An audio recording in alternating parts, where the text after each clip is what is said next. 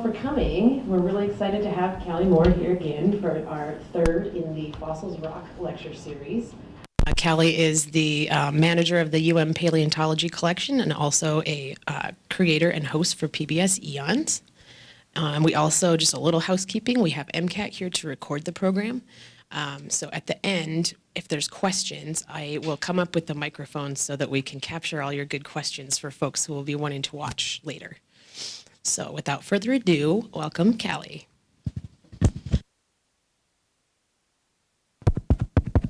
Can this sound good? Okay, cool. All right, I'm very excited to give this talk tonight. Under the sea, 325 million years ago, Montana's Bear Gulch Limestone. I originally made this talk for the 2022 Dinosaurs and More event down in Bozeman, and since then I have given this talk at the University of British Columbia, at the Dino Shindig in Montana, and just recently at the Paleo Fest outside of Chicago, Illinois at the Burpee Museum. So a lot of people have gotten to hear about the Bear Gulch, and now I get to tell you guys about the Bear Gulch. This is the longest version of it. You guys are getting it all tonight because most of these other talks have been about 20 minutes max. So I have like a whole 60 minutes. So I added some slides, I unhid some slides, so this will be the longest of the Bear Gulch talk. But let's get into it because we got a lot of pretty pictures to look at. So tonight I'm going to go over the discovery, so the history of the site, and then we'll get into the geology, so the age and the formation, then the paleontology. This is where all the pretty fossil pictures will be. And then we're going to talk about this weird mystery fossil that people are still fairly unsure about. So let's get into the discovery, and the year was 1968. Two local ranchers, Charles Allen and Ralph Harton, were quarrying limestone, and they found a fossil fish. They turned it over to a geology student named Douglas Wolfe, who was home in Lewistown at the time, and he took the fossil back to campus for IDing. Now, where was this found? Okay, so here's this wonderful hand-drawn map, and down here at the very, very bottom, this gigantic arrow pointing at this little tiny X is basically where the formation is, and if we enhance, you can kind of see, whoops, enhanced too much. And so this little shaded box here is kind of the outcrop, extent of the outcrop just south of Beckett and Forest Grove, down away from Lewistown. And if we enhance a little bit more, here's a bit more of an idea of the extent of the Bear Gulch. So it is not very big. There's not a lot of places where the Bear Gulch outcrops. Actually, you're looking at it right here. And it's all on private land, so huge bummer.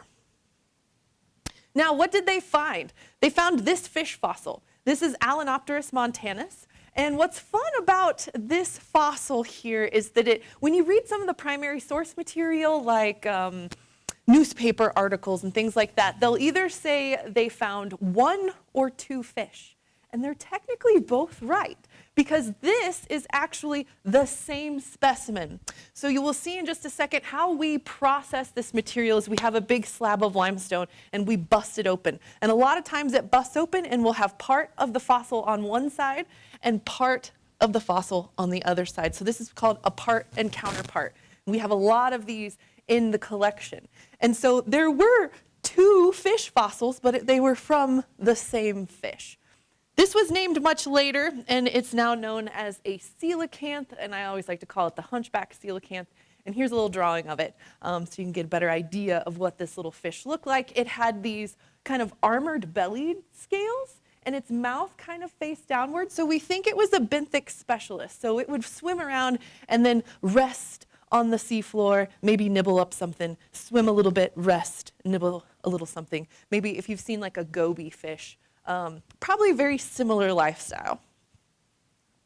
Now, back to our story. So the first scientific investigations take place real quick because William Bill Milton was not able to ID that fish from the available literature. So he looked all over the place and there was nothing like it that had been published. So in April of 1968, he went out with some locals and some students from the U of M and they found another fish. And so this piqued his interest, and he went back in the summer and the fall with this guy named Dr. Ernest Gilmore, who had recently gotten his PhD looking at Carboniferous rocks, and they were all kind of like, yeah, we think this is from the Carboniferous. It's probably somewhere in the the 300 million year range. So they went out to confirm that, and they did. They confirmed that it was Carboniferous. Then in July of 1969 was kind of the first big research season. And Bill Milton took this guy, you may have heard of him, Jack Horner, out into the field with him, and a fish specialist, Dr. Richard Lund. So that colored photo is Richard Lund, and then the black and white photo is of Bill Milton. So during that first 6-week field season in the summer of 1969, they found 65 fish specimens. That is a lot. That's a lot of fish. And they found some curious looking fossils, which we'll get into in just a second. So these were the first 2 manuscripts. It was actually this that fish that I first showed you, Allenypterous, was kind of talked about in this abstract for GSA, and then the very first publication came out in Northwest Science in 1969 as well. And it's talking about a Doryopterid fish. So at first they thought that Allenypterous was like Dory from Finding Nemo, but it turns out no. Much different group of fish. So here's how the publications based on the specimens from the University of Montana have kind of gone. So of course, there's like one from 1969 or 2. But the heyday was definitely the 1980s, and it's kind of gone down from there. But almost every single year, there's a handful of publications written using our specimens, describing something from the Bear Gulch. So let's talk about the geology. And this is probably the best subtitle of a thesis that has ever been made: How Them Fish Swam Between Them Rocks. So this is the subtitle of Loretta Williams' 1981 PhD thesis, and she did the stratigraphy on this site. So she mapped the geology of the Bear Gulch. And the story goes, while she was out doing field geology and doing her field work, she came across some locals that are out there, and they wanted to know how them fish swam between them rocks, because all of the Bear Gulch outcrops in creek beds. So they literally thought that modern fish were being squeezed into the rock during like flooding season and things like that. It's like, no. These are 300 plus million years old. But because the fossils are so well preserved, it seems obvious that these are modern fish that got smashed between the rocks. So first off, the Bear Gulch limestone is a platenkalk, and what that means is it's a lithographic limestone. The little sediment grains that make up the limestone are very homogeneous. They're very fine grain, and you can do things like printing on them, and so that's why it's called a lithographic limestone. And this is very similar to the famous Jurassic Solnhofen limestones of Germany. Now, it's part of the Big Snowy group, we know that. But whether it's the Heath Formation or Tyler Formation is up for debate. Depending on who you ask and what papers you read, it's either or. And then this is where the very specific age, Arnsbergian, E2B, Serpurcovian, Nomurian, Mississippian, Carboniferous. So that's the full breakdown of time. So this is going from the broadest to the most specific that way. And based on the ammonites from these units, we think that it's about 328 to 324, 25 million years old. Now here's a basic example of the Bear Gulch, and here are some people for scale, to kind of give you a scale. They're kind of bent over, working at the rock or sitting down, but these are some pretty big outcrops. This is the largest one. This is probably the most famous of the Bear Gulch outcroppings. It's the Blacktail Creek, I believe. And this outcrop here is about 100 feet tall. So I also have some humans for scale, and you can barely see them. Here's half a torso right here. That's a half a human. So this is a very big outcropping. Now, unfortunately, this outcropping is completely gone. We've worked it to dust. So if I show you, these pictures are, I think, from 1973. This is a photo from Loretta Williams' 1981 thesis. So she probably either took this picture in 1980 or the late 70s. So you can see how much this stack has been worked down, human for scale. So that's how we work these units. We start at the top of these limestone outcroppings, and we just start busting our way through it. So you can see how far they've worked down on this outcrop. So they take these big pry bars and bust these big flat pieces of limestone off and separate it out so you can kind of see how they're just nicely breaking here. This is really nice. And then we start busting them apart. Now, unfortunately, in the early days, we were obsessed with the fish, absolutely obsessed with the fish. And I heard through the grapevine that they actually used to just throw invertebrates away to focus on the fish. I've had a lot of people ask me, well, does anybody go and look at the tailings piles of what they threw out? I'm sure people have. But again, it's all on private land now, and so it costs money to get onto that land, and you probably have to buy your specimens also from the landowners, and it's just a pain. So anyways, we're breaking this off and busting those limestone pieces in half, and a lot of times we're getting part and counterpart. Now let's talk about the paleogeography. Where was Montana 325 million years ago? So here is the outline of Montana, and we're in this very famous big snowy trough. This is the western edge of the newly formed supercontinent Pangaea. So Pangaea has just kind of come together. It's not 100% yet. We're probably at like 85, 90% at this time. And we're on the far west coast. Now I want to draw your attention to this red line right here. This is the equator. So we were just north of the equator 325 million years ago in this lovely little embayment. And that star there is roughly where the Bear Gulch sits. Now if we zoom out a little bit more, we can kind of see all of Pangaea. So Pangaea is this supercontinent that goes from the North Pole to the South Pole and kind of makes a C shape.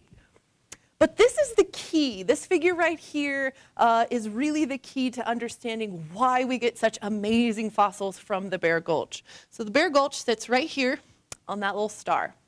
Now, it is sitting right on the edge of this tropical and arid fluctuation point, the zone of maximum precipitation fluxes, right? So what this means is that it sits on a time where a lot of times there's like hardly any moisture coming in. It's just hot and dry. And then you have a monsoon season, and it brings in a ton of fresh water. It's bringing in a ton of sediment from the land and washing it into the seaway here. So that does a couple of things. One thing is it turns your water kind of brackish. So it throws off the salinity of the bay. And if you're an animal that cannot handle like ranges of salinity, you're very narrow, that's a bad day for you. But on top of that, it's washing in all the sediment that is fueling algal blooms. So just like we see in the Gulf Coast today, the toxic algal blooms from the runoff from agriculture, just fueling these huge blooms of algae. Now, when the algae dies and starts to decompose, it actually sucks oxygen out of the water.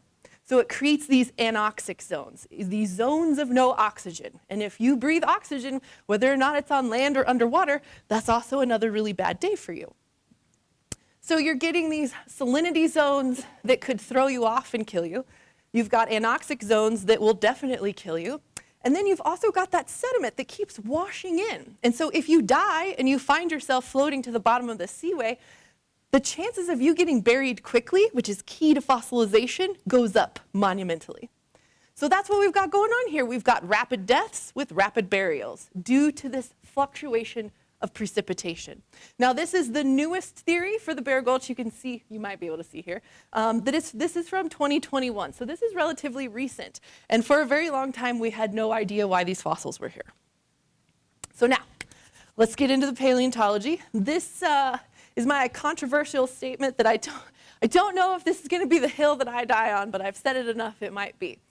I truly think that the Bear Gulch and the Bear Gulch fossils are more important than our state's dinosaurs. Now, luckily, I don't think there are any dinosaur researchers in the group today, but there usually is, it seems, when I give this talk. And the reason why I say that is because, remember, the very beginning already, I showed you how limited this outcrop is. I also mentioned that some of the best outcrops that we had from the 70s and 80s are gone. So it's a limited outcrop, and it's all gone now. And we have soft tissue preservation, like a lot of soft tissue preservation, like more often than not. So we're getting skin, scales, muscles, eyeballs, organs, insides, all sorts of stuff. You don't really find that with the, let's just say, Hell Creek Formation, for example, one of our most famous dinosaur-producing units in Montana. So yes, you get some cool-looking dinosaurs, but the Hell Creek outcrops from about Canada all the way down into Wyoming, into the Dakotas, and halfway across the state of Montana. That's a huge, you've got a lot to work with. Also out in eastern Montana, it's almost all BLM land, so it's really easy to work on. So you have access to the land, it's all there, you don't get a lot of soft tissue preservation, and yeah, so there we go. There's my controversial statement for the evening. Now, the Bear Gulch is considered a Lagerstada, and we have a couple in the state, not a lot, but this is one of them. And a Lagerstada is just a really amazing fossil locality. So not only do you get a great diversity of life, you also get really, really well-preserved, diverse life.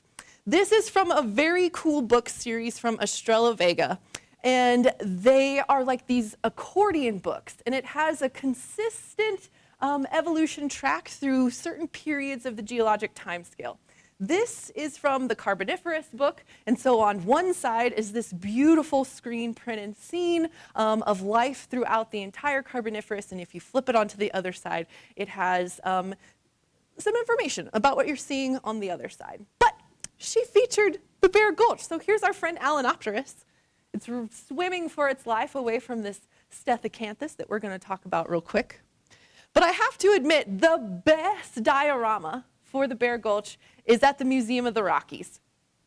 And you should go see it quick, because by 2025 it's probably going to be different or not there at all. So they're going to be redoing a huge part of the Museum of the Rockies very soon, and they're hoping to keep the Bear Gulch in there, but it will be different. I'm also going to take a lot of these specimens off display because they've been there for like 30 years. So we're going to give them a break and switch out some fossils. So if you want to see it as is right now, I highly encourage you to take a trip to Bozeman and check out this diorama at the Museum of the Rockies.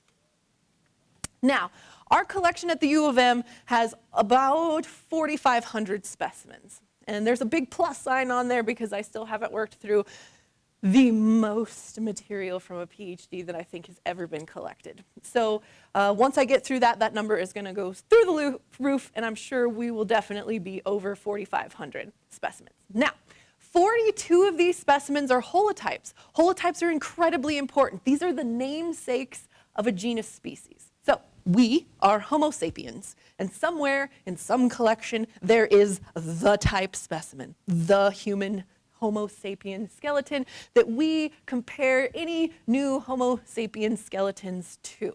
So that's very important. So that's what's named. When we name something and give it a genus species name, we're using a holotype. So 42 are holotypes. 81 are paratypes. I believe these numbers are actually gone up because we've just had a couple of papers come out about some crabs.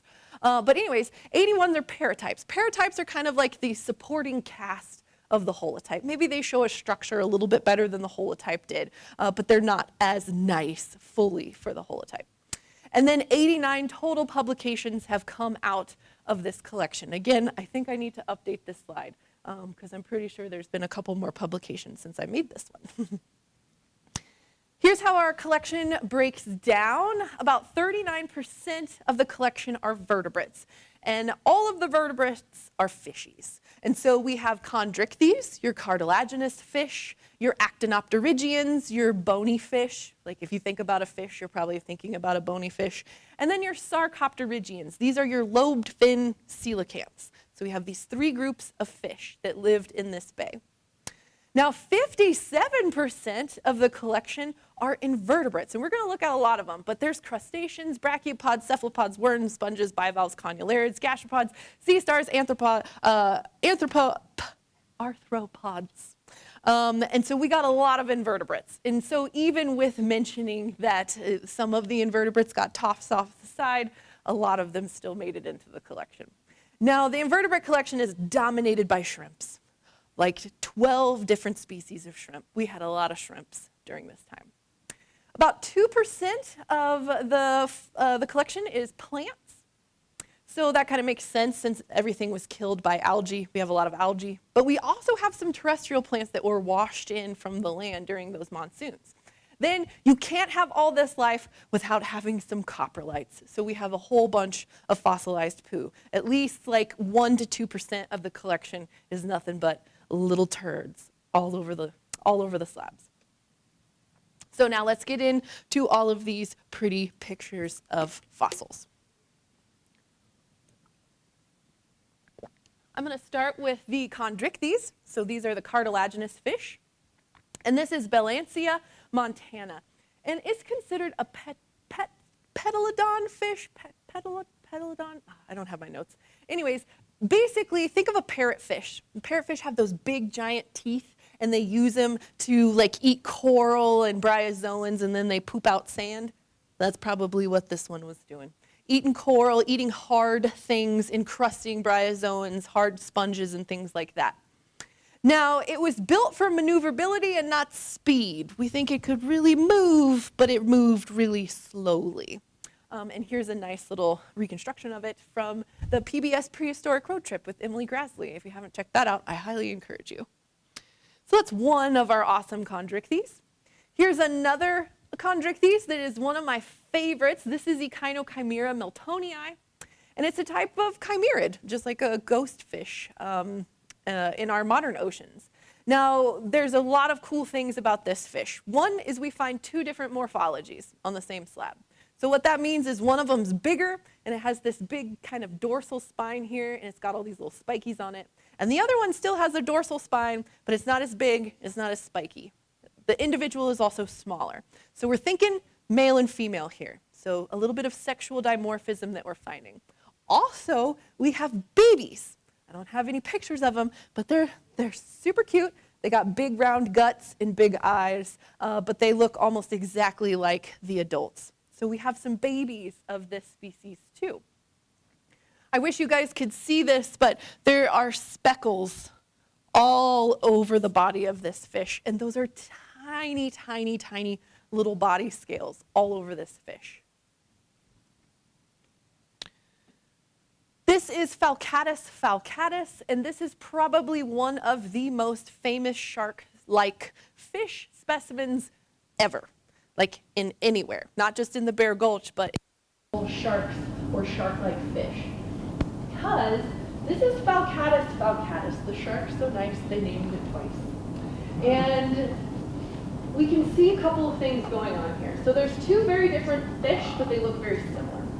One of them has this giant head spine, and the other one is like holding onto it. I think your mic died. Oh, no. I'm sorry. Oh, yeah. Our rechargeable batteries are not top notch. There we go. Okay. So this specimen here is very important because we have 2 different morphologies on the same slab. This bottom fish here has this head spine. It's called a spine brush complex. And the one on top does not have a spine brush complex, and it looks like it's holding on to the head spine of this other one. So what does this mean? This means that it's probably male and female. And what are they doing? We don't know, but it is showing us some behavior. Whether or not we know what this behavior is, it is a behavior. So we have male, female, in a behavior on the same slab from this site. So this is a really, really, really important specimen, not just for, not for the Bear Gulch, but for fish anywhere and everywhere. So good old falcatus. We have a lot of these specimens in the collection, and a lot of them are just that head spine. So it was tough material. This is Coelacanths, who was chasing after Allenypterous Montana in that little accordion book that I showed you earlier. Now, the specimen that you see here is actually the head spine. This is the spine brush complex right here, this big anvil kind of shape right here. And we think that they could move them forwards and backwards. Why? Who knows? Why did they have them? Usually in paleontology, if we don't know what a structure is for, we say it's for sexual selection. So that's what we're going to go with today. Now, what's really cool about this is that shark skin is just basically modified teeth all over their body. If you've ever felt shark skin, if you go away from their face, it's super smooth. But if you come back this way, it's really rough. It almost feels like sandpaper. And the reason for that is because it's basically modified teeth all over its body. And what we find is up here at the top are a whole bunch of tiny little modified teeth. So it was almost like a rough, raspy patch on top of this spine brush complex. Again, why, we don't know. This is one of the larger fish from the Bear Gulch. It was probably over 1 meter long.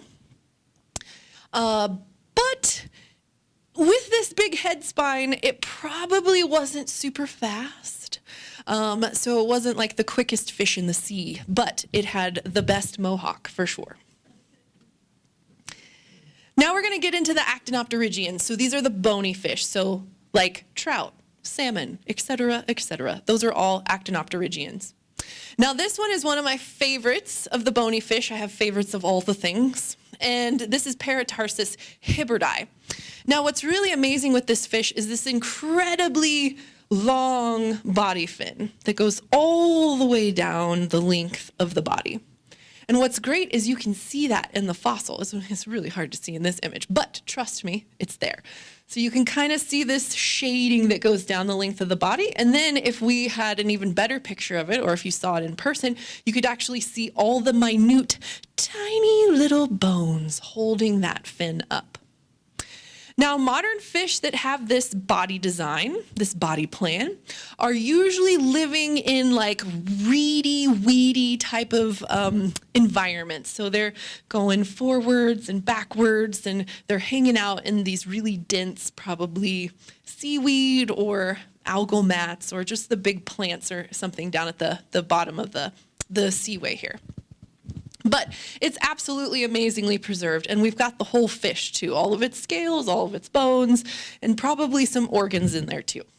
It's got a dark patch right here that's hard to see on this, but it's probably its last meal. This is Windiichthys dickinsonii, and it looks a little bit more fish-like, right? You can like, okay, that's a fish. But what's really great is all of this like kind of reddish color that's on the fish is all of its original scales.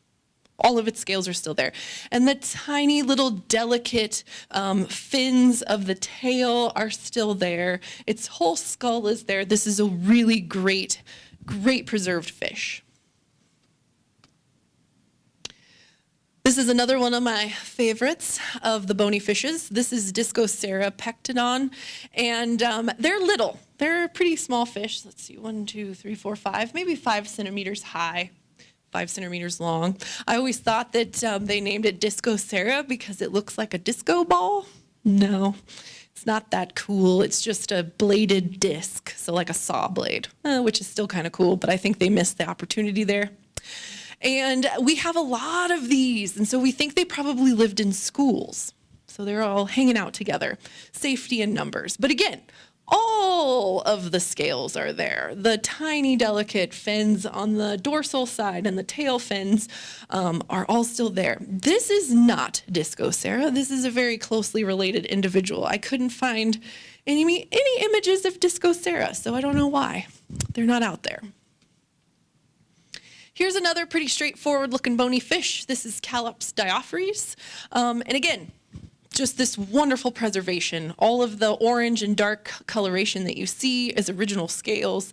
And then you can see it down here. So we have really good ideas of the skulls, of the scale patternings, how they fit together.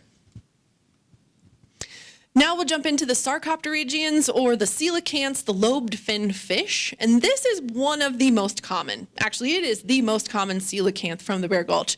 This is Cardiosuctor populosum.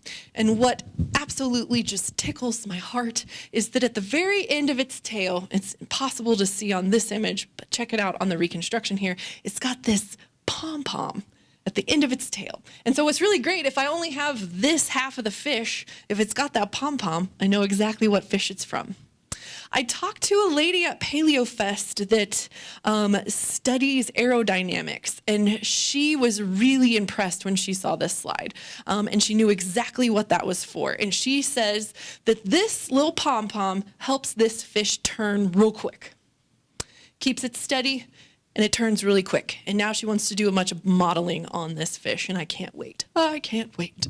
So hopefully she finds out some cool stuff on our specimens, and we get more type specimens because of her research. We've also found Cardiosuctor with shrimp hanging out of its mouth.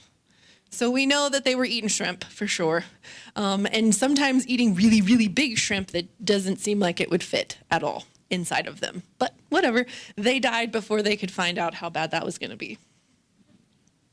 This is the largest fish, we think, from the Bear Gulch. This is Strepisotus, and nobody has ID'd it farther than that. So if you need a project and you like to work on predatory coelacanths, this is your fish right here. All we have are scales. This big giant thing that's about 4 centimeters wide is a single scale from this fish. They get as big as 7 centimeters wide. That is a large scale. We have one slab that has some of these scales overlapping still in life position. One. All the other ones are individual scales, and then we do have some pretty large teeth. So this tooth has been broke in half, and then some of it has also broken off, but it's still, you can still see the outline. And again, that's about a 3 centimeter long tooth. So this thing wasn't messing around. Now I've had questions about, well, we've got such great preservation of all these other fish, why not this one? And another thing that comes up is some of the group members of this family, it starts with an R and it's got an I and a Z in there somewhere, but anyways, they are brackish water. So they live in the brackish areas, more of like a delta environment. So my assumption is the reason why we're not finding full fish is because they're dying way closer to the land.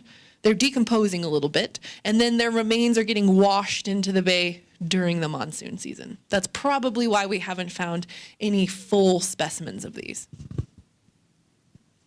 Now let's get into the invertebrates. There's like 130 species of fish. I could be here all night showing you pictures of fish. So we're going to move on to the invertebrates. And we'll start with the crustaceans because, again, we've got about a dozen species of them. And this one is really nice. That looks like a shrimp. I feel like anybody that were to bust this rock open and be like, yep, that's a shrimp. If I could just peel it off of there and boil it, and we'd have a nice shrimp boil. And we have tons of these. This is Allenypterous cornigerium. And basically everybody in the collection has spelled this name wrong some way or another. It's been a nightmare to fix all of them.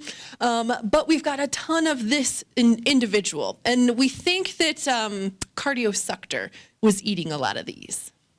But we've also got weird ones like Paramicterus here that to me looks almost more like a giant water bug or something than a crustacean, but they think it's a shrimp, so we'll call it a shrimp.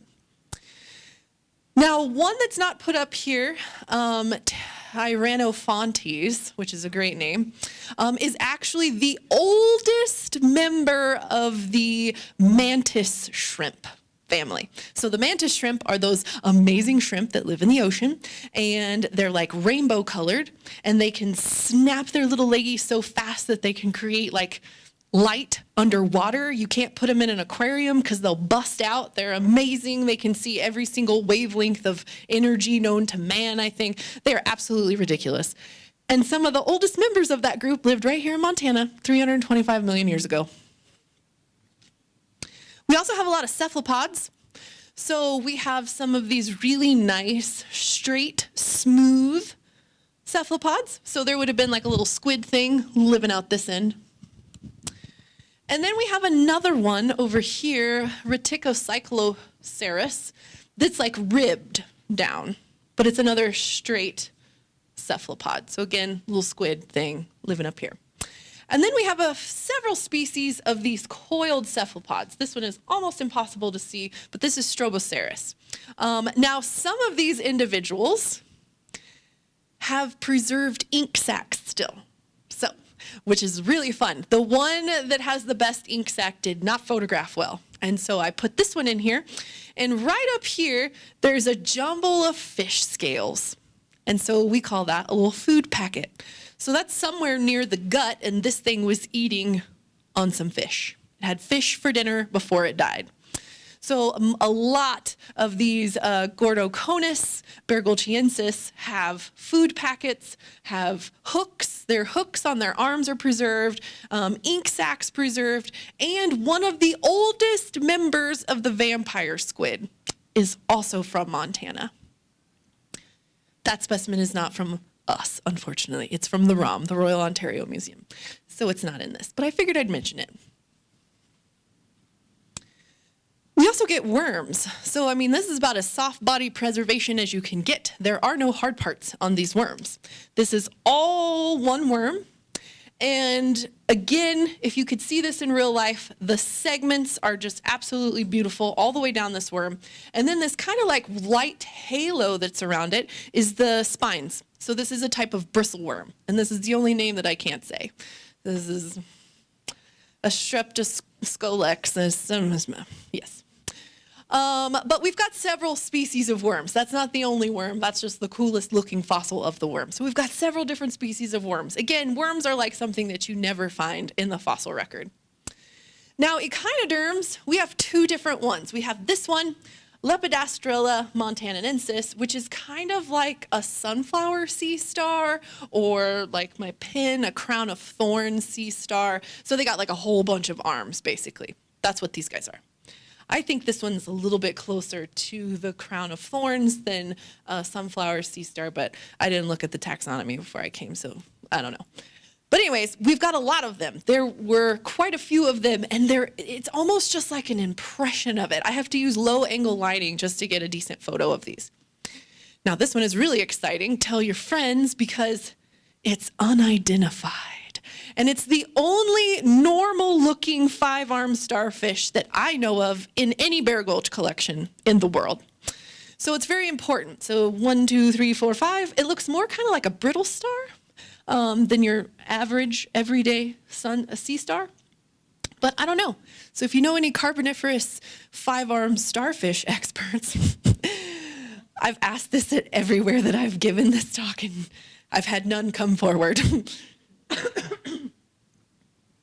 Oh wait, I did want to mention one thing about the echinoderms. So sea stars and crinoids are all echinoderms, and crinoids are called sea lilies. So they attach to the substrate and have this like almost flower petal looking head up top, and they set on a stalk. I should put a picture of one of these up here. They are one of the most common fossils from the Carboniferous. I grew up in Kansas, and you basically cannot touch a limestone without seeing at least a little segment of that stem. There are entire limestone beds that are called crinoidal limestones, because the entire limestone bed is made up of just crinoid fragments. They're everywhere. You can find crinoid bits and pieces in the Lodgepole Formation in the Madison Group here in Montana. Easy peasy. And it's only about 25 million years older than the Bear Gulch. So you anticipate you find a bunch of crinoids here. Not a one, not a single one, not a crinoid stem fragment, nothing, none, no crinoids. So that's one of my biggest questions, is where are all the crinoids? And I don't have an answer for that. I'm assuming that the bottom of this bay was too squishy. There wasn't any hard substrate for crinoids to attach themselves to. So they attach and they don't move. And so maybe it was too squishy? I don't know. But that's a big mystery for the Bear Gulch. Now we get into some arthropods. So these are, well, this one is a horseshoe crab. And what's fun is this is 325 million year old horseshoe crab. And I bet everybody in here was like, that's a horseshoe crab. So they haven't changed a lot. As David Attenborough said, they have found a winning design. And so they have not changed very much. So this is Paleolimulus longspinus.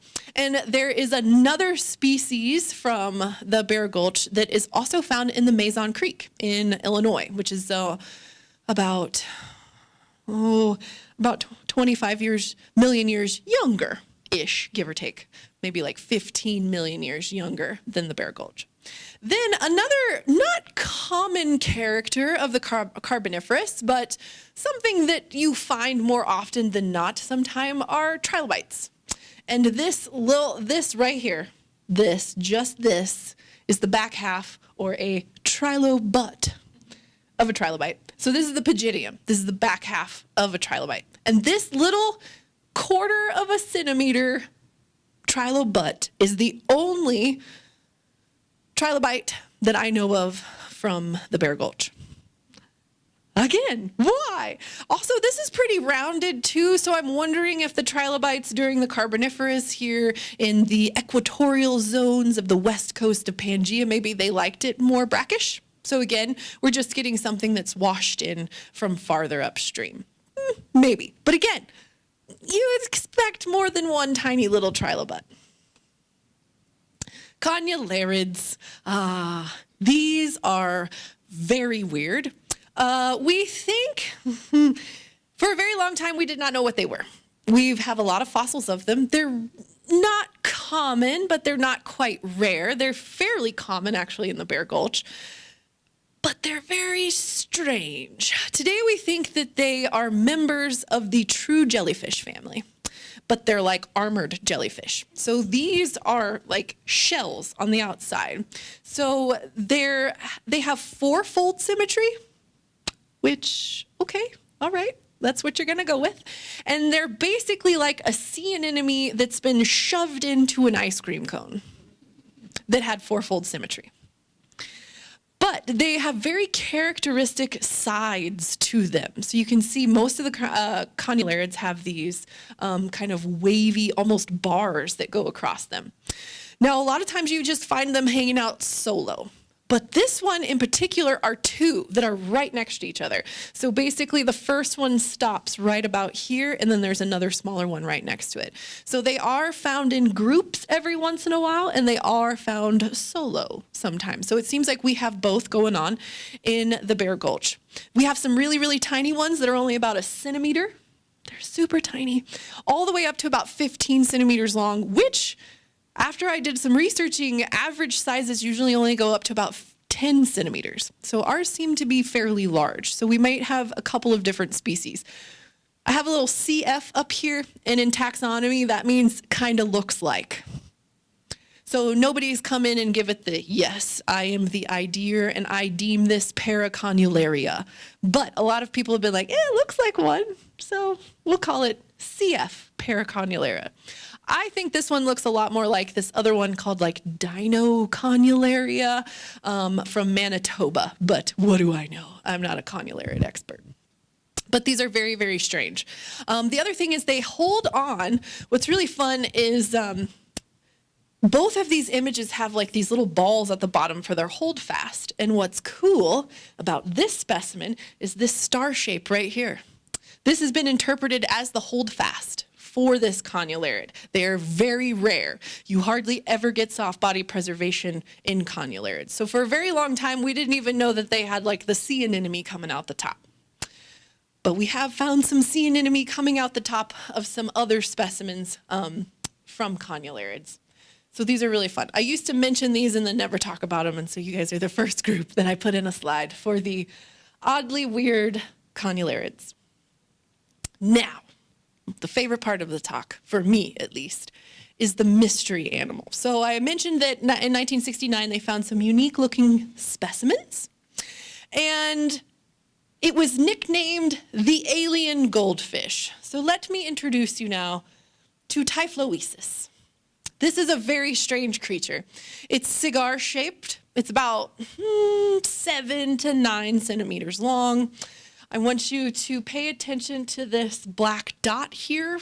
We'll talk about it in just a second. So let's look at how this has been described or drawn. So I'm just going to go back and forth a couple of times. Yeah, it's super weird. This is kind of like our version of the Tully monster, if you are familiar with the Tully monster. Okay, so let's break down that drawing. So a lot of people have attacked this problem of this specimen, and we've gotten some very different ideas about what it is. Most people agree this is the posterior fin. This is a fin. It's got like this rudder-like look to it. It's got rods and cross supports. Okay, fin. Most people, like I said, everybody has called this a fin. I thought it was a rasping organ when this looks like a file to me, like a big file, one of those big metal files. That's what that looks like to me. But whatever, fin. Okay, this is pretty consistently called the midgut. And what's cool about this is where we find conodont apparatuses. If you don't know what a conodont is, don't worry, we're going to go over it. But I have the apparatuses on my shirt. They are microscopic, and this is the only time I wear this shirt. That black dot is known as the ferrodiscus. So the reason why a lot of people become scientists is so they can shoot lasers at stuff. So anytime we see something weird on a slab, we got to shoot some lasers at it. And when we did shoot some lasers at it, we found it was really high in iron, and it's a circle, ferrodiscus. So it has a high amount of iron. What it's for? I don't know. We don't know. Some people think it's just a disc, and some people think it's a cylinder that goes through like the middle of the body. Sure, why not? This is where it gets kind of weird. A lot of people have called this a foregut, but other people have called this a nerve cord and a notochord. Those are two very different things. Actually, all of those are three very different things. So I don't know. Most people agree that this end is the mouth, and this is the butt. But some people have called this anal pore a groove that separated two body-length keels. So it kind of had two fins that ran the length of its body, and then this is where they kind of got separated. And it makes it look like there's a butthole. Maybe, sure. So there's a lot going on, and there's a lot of different descriptions that have happened of Typhloesus throughout the years. So let's start with the taxonomic history. The first time this thing was published was in 1973. And the reason why it was so amazing is because of those conodont apparatuses in the midgut. So paleontologists and geologists have known about conodonts for a really long time, but we only find their nightmare fuel microscopic tooth structures, and we never found their bodies. So we didn't know what they look like. So the conodont animal remained a mystery. So when we found conodonts associated with a body fossil, hot dang, we found the conodont animal. And it made newspaper, fronts of newspaper, mystery animal found. We figured it out. And so it was really, really exciting. Well, unfortunately, for little Typhloesus, or what it was known before, in the 1980s, we did find a conodont body fossil, and it didn't look anything like Typhloesus. So in 1990, Simon Conway Morris re-described Typhloesus, gave it the Typhloesus name, realized that there were several different species of conodonts in the midgut, and so it's like, it's not the conodont animal, it eats conodonts. So it's a conodontophage. So it's eating the conodonts, and it's like, okay, so it's not the conodont animal, it eats conodonts, but what is it?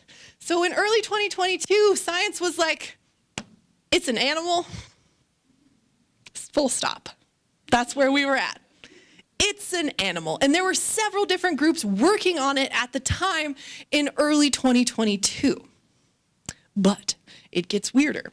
So here's a conodont. This is what we know what conodonts look like. These are very tiny. They're only like maybe a centimeter to a couple centimeters long. This is their tooth structure. Oh, I forgot to put it in here. I was going to put a video. So if you look up conodont apparatus on YouTube, you'll find this video. And some really amazing scientists restructured these apparatus and put them into motion. So although they look like they could bore straight through me, they were filter feeders. So they used all of these tiny nightmare-fueled teeth to filter out tinier stuff from the water. But they move. It's absolutely bizarre. But here's a conodont. So that's what we think it looks like. That's what we know it looks like now. And then it's tiny little apparatus. So these are very, very blown up. Most of the time you can only see conodont apparatus in a microscope. So that's what a conodont is. Now, what about Typhloesus? Well, in a late 2022, a new paper came out, yes. And it was based on new specimens. And now we're at mollusk. And we think it was a pelagic, so swimming around, predatory, shellless gastropod, so basically a slug, with a projectile radula, like a frog or a chameleon. So it could shoot its little radula out and bring it back. So a radula is the scraping organ, the feeding organ of gastropods. If you've ever seen a snail in a fish tank and it's kind of doing this number, working its way around. It's eating all of the algae. If you look really, really close, you should be able to see the radula scraping away. So it's basically just scraping away the surface. But Typhloesus, they think, took it a whole nother step farther. And here's the foregut. So they're thinking it's foregut here. But you had this little, basically, tongue that would shoot out and grab the conodonts and bring it back. Okay, sure, why not? They do say in the paper that this is in no way, shape, or form the end-all, be-all of this specimen. This is just the best that we've got so far, and they're very, very, iffy on the placement here. So if, somebody were like, you have to choose what Typhloesus is, this is what they go with. But for the most part, they're still like, this thing needs a lot more work, and we really have no idea, but here's our best guess. Challenge it, basically. So that's where we're at with Typhloesus right now, is that it is a pelagic predatory gastropod with a projectile radula, which, wow, just keeps getting weirder. And here's a beautiful little reconstruction of it from that paper. And what's nice is that it has this glorious kind of galaxy coloration on it. I doubt it actually looked like that, but I'm here for it. I'm definitely here for it. And just some selfless, shameless self-promotion. I wrote a book, and it's called Tales of the Prehistoric World. You can get it now wherever books are sold. I believe Fact and Fiction has some copies, and so does the Montana Natural History Center. I think it's here, so you can check it out. But it's for all paleo nerds, but it's rated technically for ages 8 to 10, and it's got 60 stories of paleontological discoveries and some really cool animals, and I worked really, really hard on it, and I hope you guys like it. And with that, I thank you.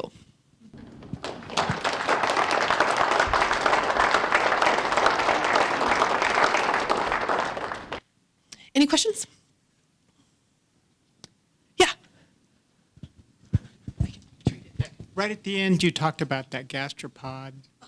What was the source of the iron? Do they have it here? So the question was, what about that ferrodiscus? Nothing yet. Nothing. They don't mention it at all in the paper. It's a black dot, though, on the reconstruction. They do put it in there. So there it is. It's labeled FD, ferrodiscus. Does anything else have anything? Not that we know of. And that's kind of the big issue with this, is that it's so weird. There is nothing modern that even remotely looks like this thing.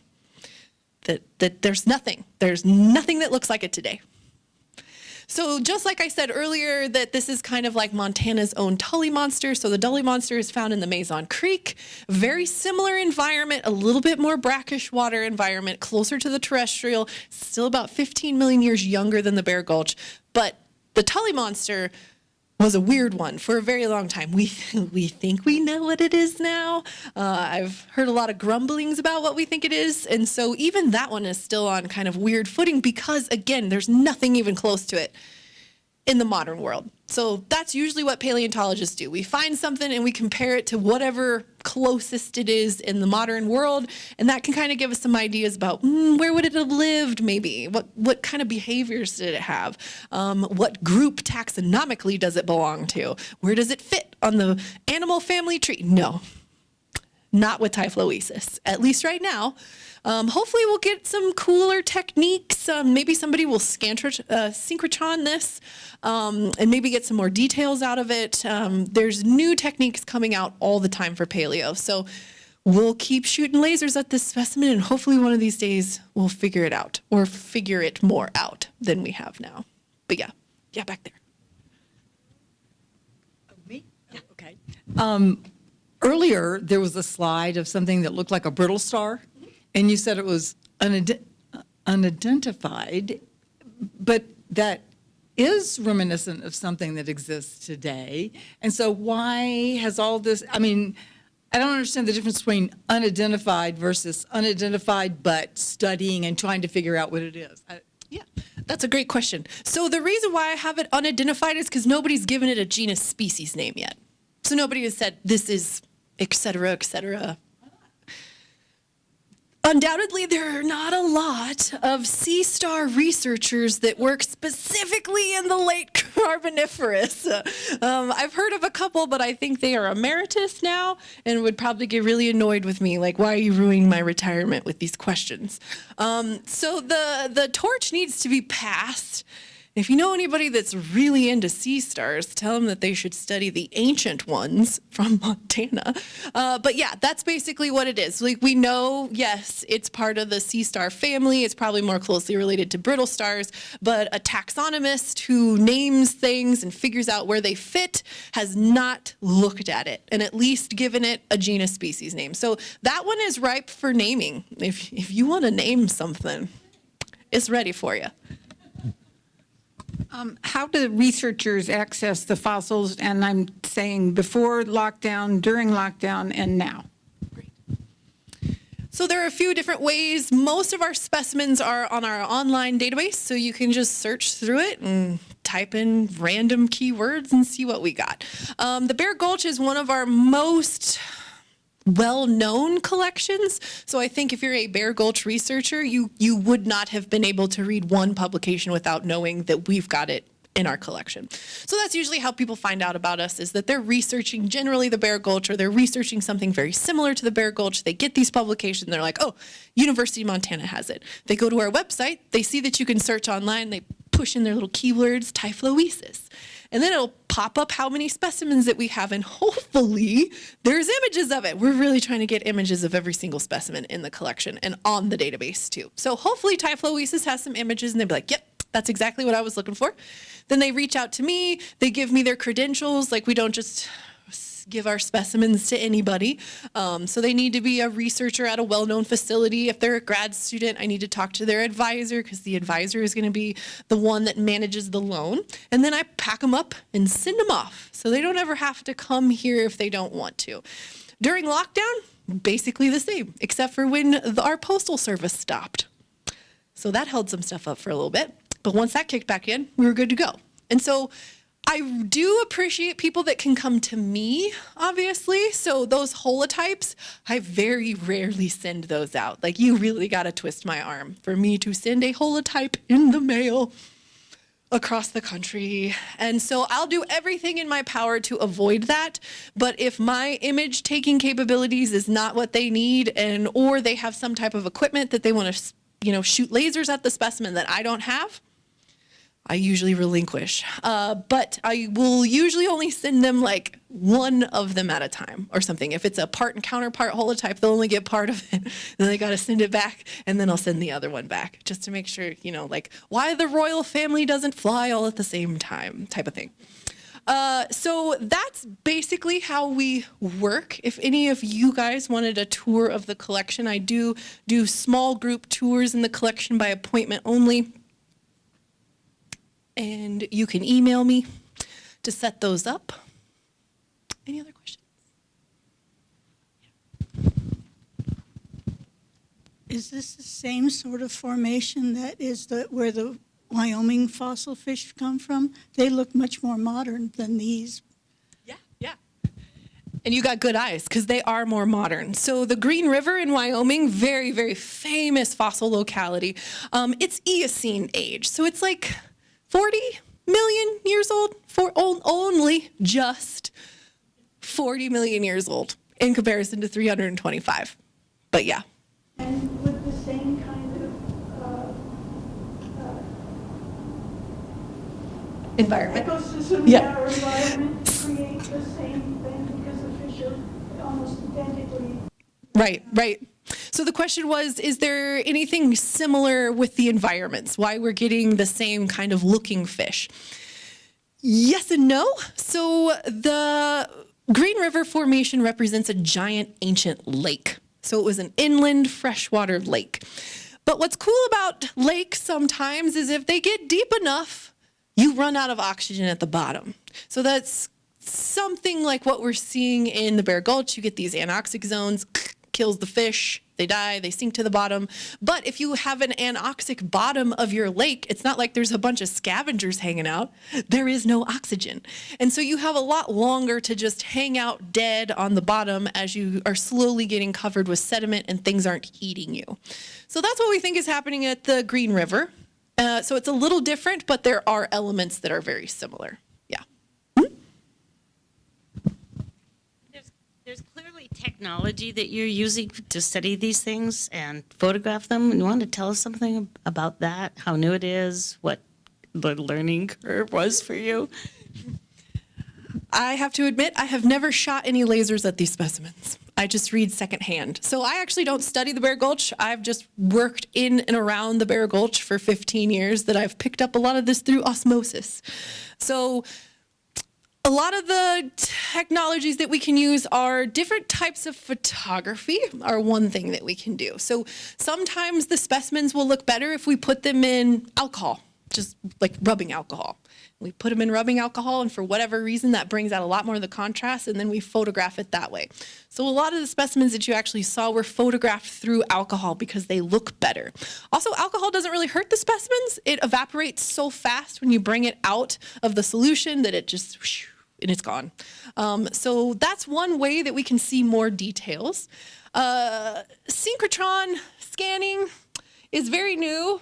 And I hear about it all the time, and I see what it can do, but if I had to describe to you what it is, I'm not sure I could.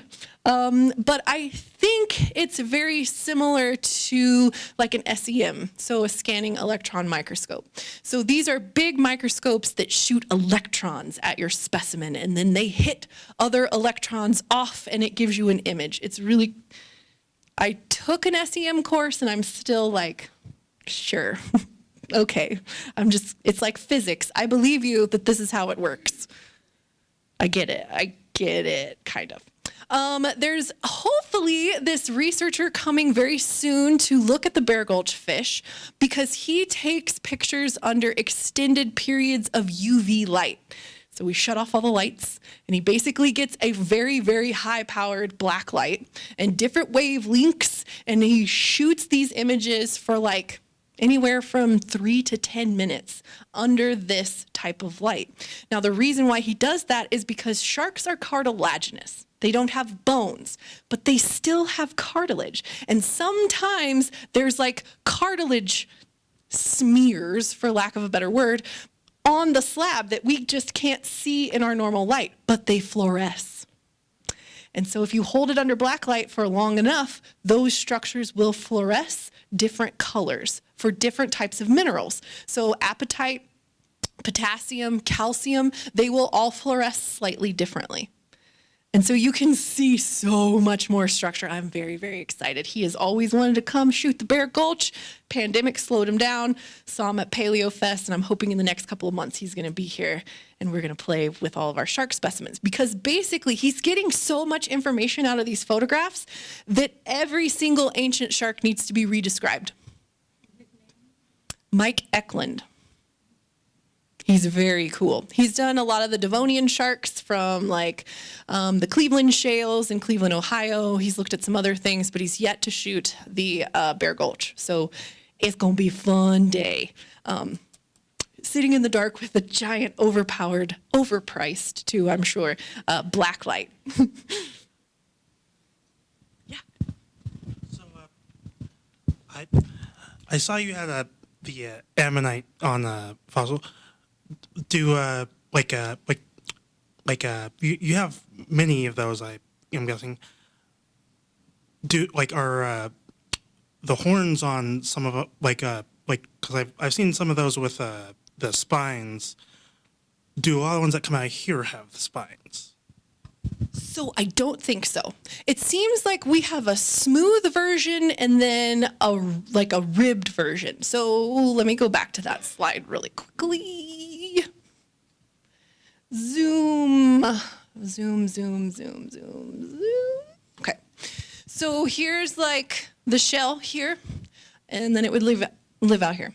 And this one is all straight, and all the shells are perfectly smooth. Then there's this one that's got all of these ribs on it, but no spines. But this little guy here is all smooth. All Stroboceras are very smooth. Most of these have been crushed really bad and the actual shell has dissolved. So what we're seeing is really just the imprint and the insides. So we have a lot of organs from these two. We have jaws and stomachs, all sorts of stuff. Now there are some really cool spiny ammonites in the fossil record. There is one that we only have some big pieces of it, but I'm anticipating that the shell diameter is probably a foot, but it is very ornamented. No spines, but it is much more rough and it has like ornamentation around it.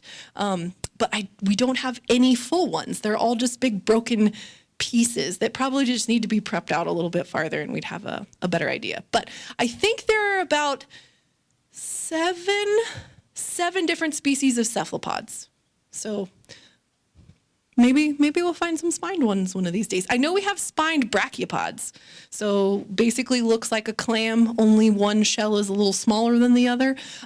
They have these giant spines all over them. So we've got some spiny stuff, but not the ammonites. One in the back. No, have you ever found petrified fish? The question was, have we found any petrified fish? So technically, all of these are petrified, but non-flattened fish, so where they're still kind of full and look real still. I believe there was some fish found in the Jurassic of the UK not that long ago, earlier this year, late last year, and they were not compressed. They looked weird, like their eyeballs were like sticking out of their heads, like they were creepy looking because you don't normally find fish that look like that in the fossil record. All the fish that I know of from the Bear Gulch are smushed. They're flattened and not 3D. Not flattened? What? Man. Saskatchewan. You should send me pictures. I'm curious. You've piqued my interest. I want to see them. You said that you will be changing out the exhibit at Museum of the Rockies. Is that because you are correcting information or just because that exhibit's been there for so long? No, the information is still spot on as far as I know. The specimens need a break for sure. I would not want to be on display for 30 years straight.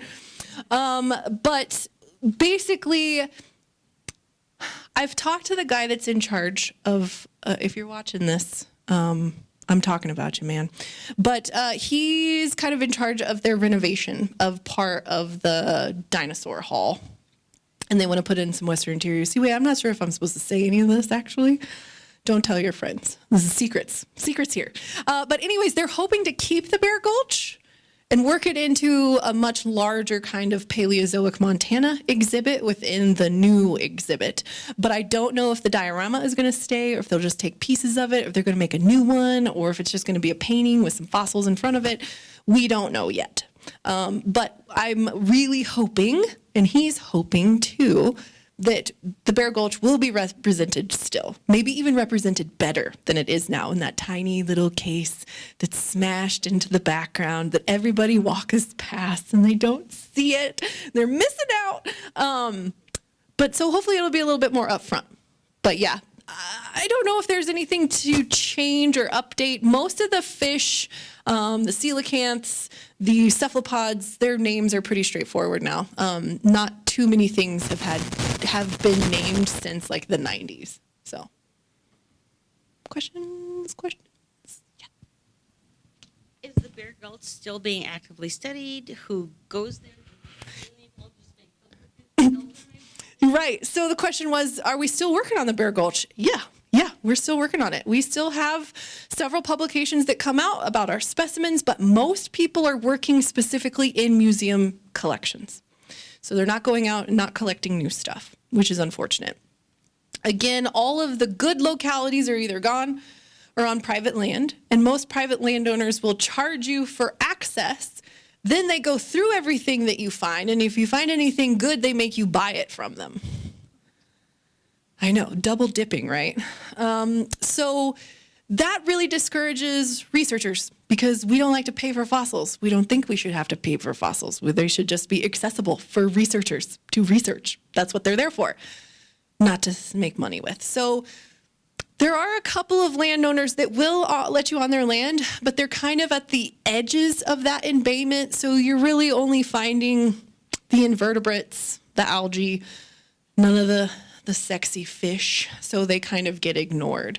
But I would say 99% of all the Bear Gulch work is done in museum collections. And anytime like Typhloesus got that kind of rebirth because 9 new specimens of it was donated to the ROM. So 9 specimens that researchers had never seen before became available. And boom, they wrote a paper immediately about them. And so that's kind of what we keep hoping for, is just private collectors will donate their collection and we'll get to see new stuff. Unfortunately, if you get on like Fossil Mall or eBay, you will find a ton of Bear Gulch on those sites. Yeah, it's pretty sad. It's pretty sad. Fossil Mall, yeah. Fossil Mall. Any other questions? All right. Well, thanks so much again for coming.